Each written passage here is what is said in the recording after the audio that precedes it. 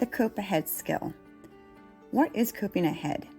Coping ahead is figuring out which situations are likely to cause you trouble, and then not only planning ahead how to cope with expected difficulties, but also imagining being in the situation and coping effectively.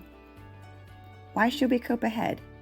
There's a large amount of research showing that we can learn new skills simply by imagining and practicing new skillful behavior in our minds. Individuals can improve their assertion skills by practicing assertive behaviors in their minds. As it turns out, imagining activities fires many of the same regions of the brain as actually engaging in that activity does. Not only does coping ahead help us in planning how to deal with emotionally provocative situations, but it also increases the likelihood that we will more automatically respond with skillful behaviors that we have practiced. When should we use cope ahead? Cope ahead is useful in many types of emotional situations. Here are some of them. In any situation coming up where there is a threat or you feel afraid, when you know your emotions may get so high that you will forget your skills or you will be unable to put skillful actions together, in a new situation where you are very unsure of your skills and your insecurity may elicit an emotional reaction that will make it very difficult for you to manage the situation effectively.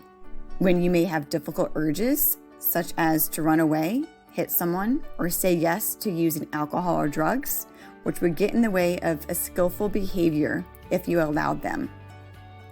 How do we cope ahead? First, you want to describe a problem situation. Start by describing a problem situation for which you are worried about coping well. Once you have described the situation, check the facts to be sure that the problem you perceive would be an actual problem if it occurred. The name of the emotions and urges likely to interfere with using your skills. Next, decide what coping problem-solving skills you want to use in the situation. Be specific. Write it out in detail. You may need to use problem-solving skills to figure out how to cope effectively.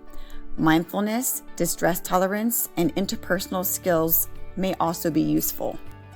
You want to imagine the situation.